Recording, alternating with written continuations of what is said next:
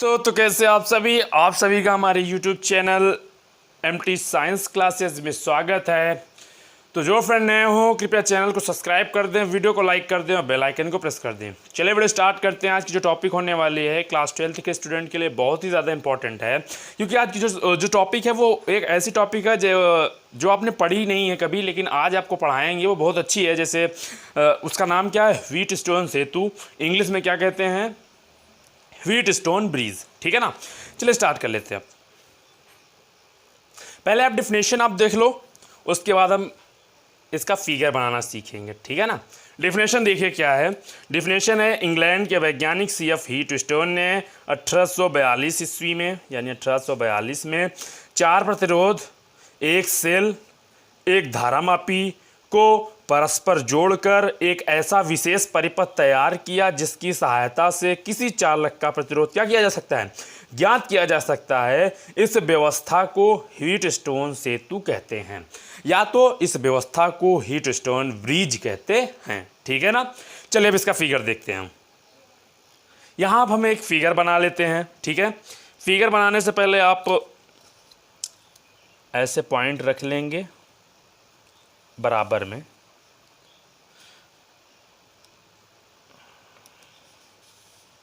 ठीक है ना।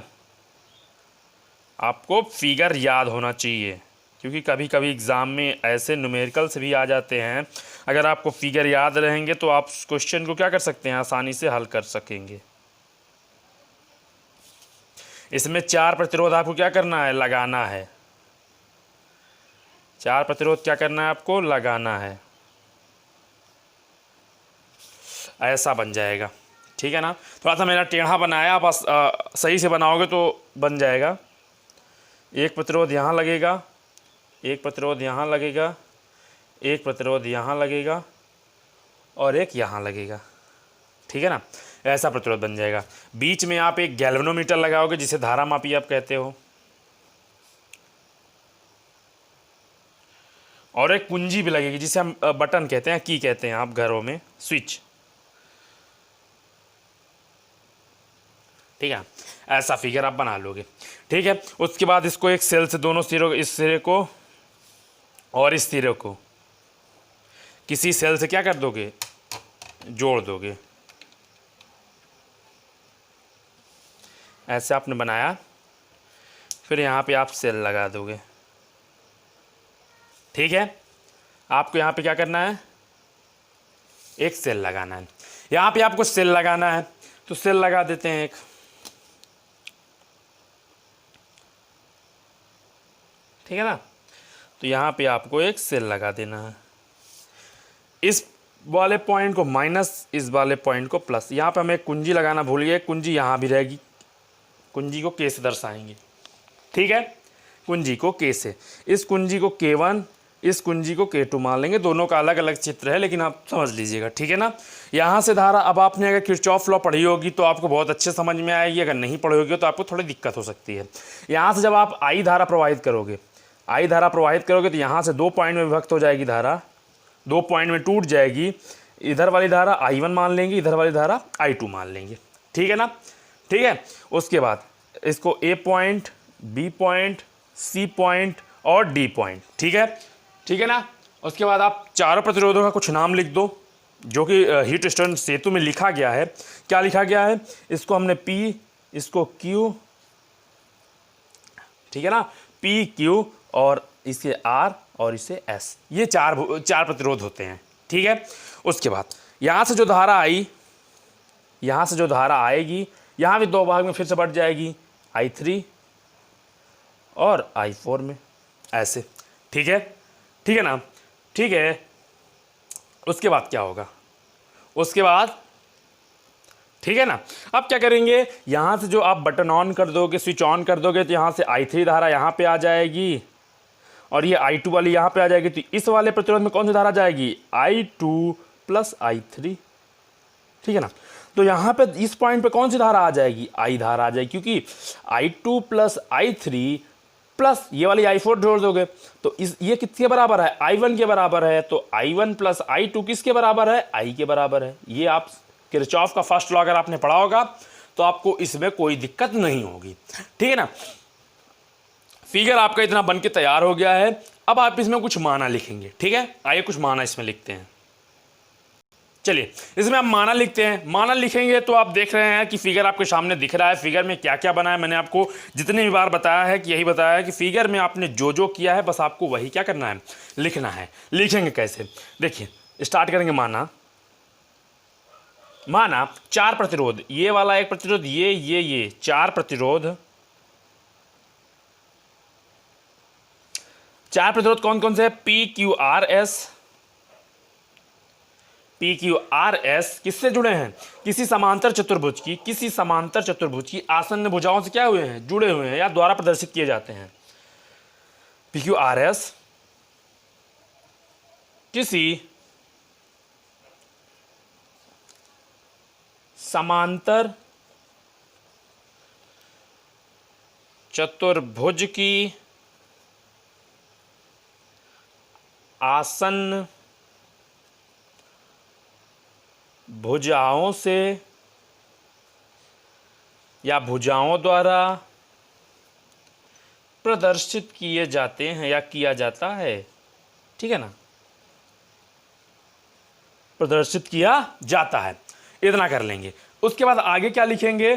चतुर्भुज के एक विकर्ण से, चतुर्भुज के इस वाले विकर्ण से एक धारामापी तथा कुंजी K1 लगा है और इस वाले विकर्ण से क्या लगा है? एक बैटरी और कुंजी K2 लगी है। इतना आप लिख लो। क्या लिखेंगे? चतुर्भुज के एक विकर्ण से धारामापी तथा कुंजी, कुंजी लिखिए, कुंजी K1 लगी है तथा दूसरे विकर्ण से एक बैटरी तथा कुंजी K2 लगी है, ठीक है, कुंजी K2 लगी है। इतना आपको माना लिखना है। उसके बाद क्या लिखना है?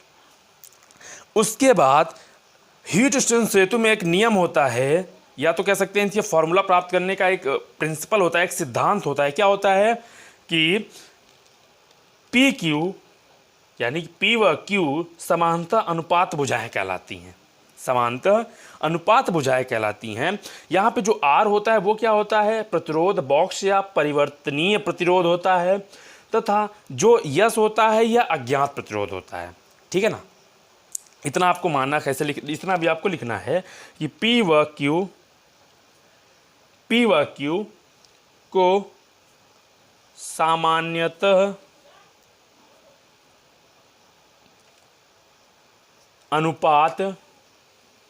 अनुपात भुजाएं कहते हैं। अनुपात भुजाएं क्या कहते हैं? अनुपात भुजाएं कहते हैं। आर क्या होता है? आर को प्रतिरोध बॉक्स कहते हैं। प्रतिरोध बॉक्स कहते हैं। और आपका ये क्या होता है? यस क्या होता है? यस अज्ञात प्रतिरोध होता है।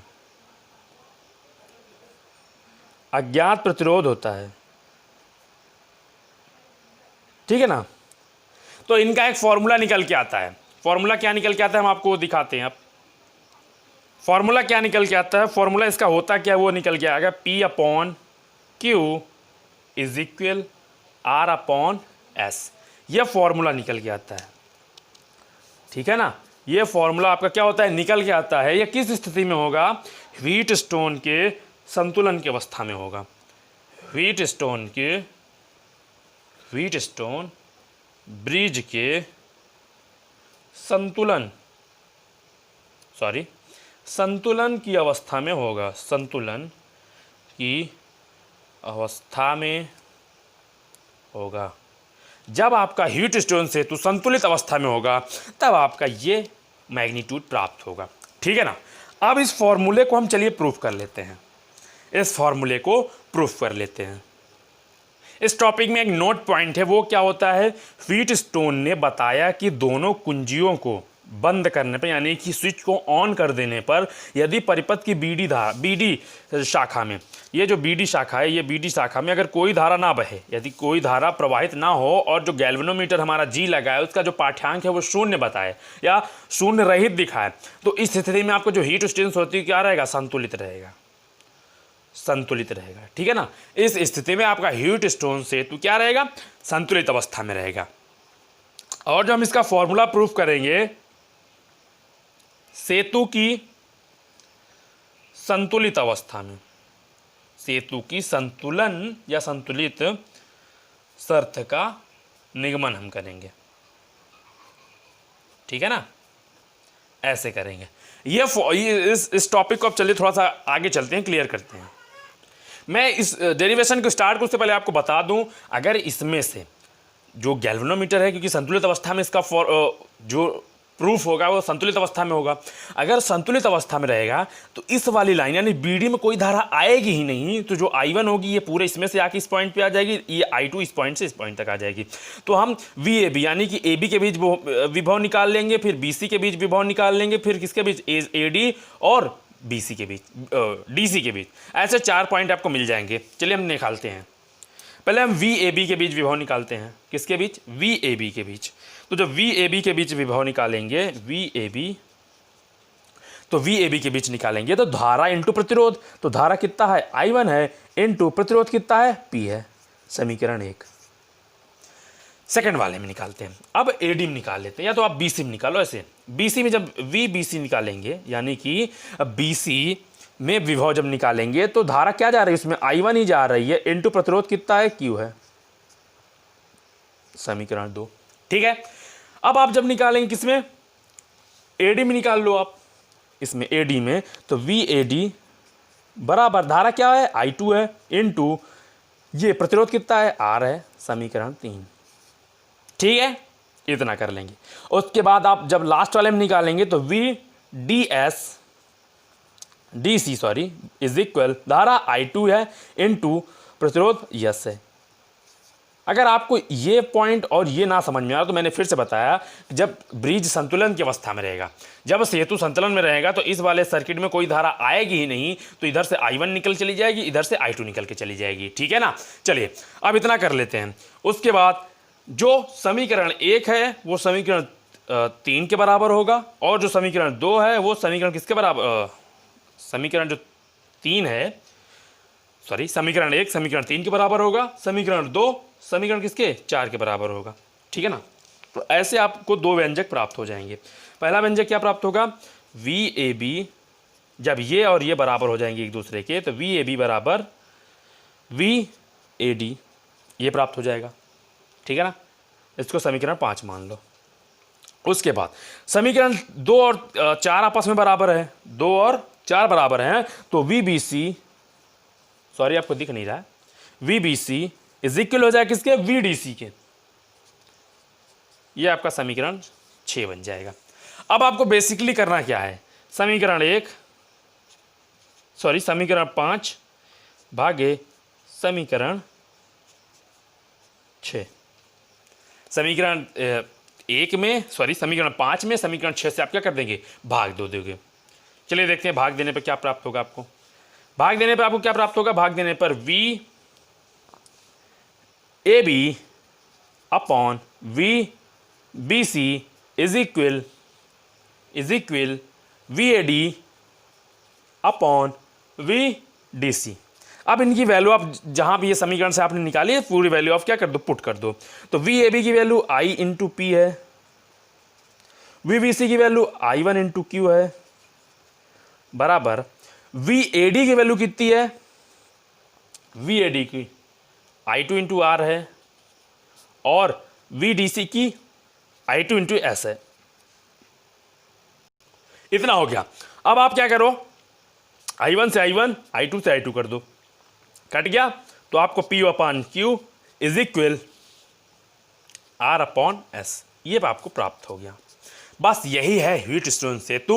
इसी के बारे में मैंने आपको बताया, डिफिनीशन बताई, माना लिखना बताया, फिगर बताया और लास्ट में इसका निगमन भी कराया, यानी कि डेरिवेशन भी कराया। मैं आशा करता हूँ आपको ये वीडियो पसंद आई होगी। अगर वीडियो पसंद आई है तो कृपया वीडियो को लाइक कर दें, चैनल को सब्सक्राइब कर दें और बेल आइकन को प्रेस कर दें। जिन्होंने लास्ट तक देखा, धन्यवाद।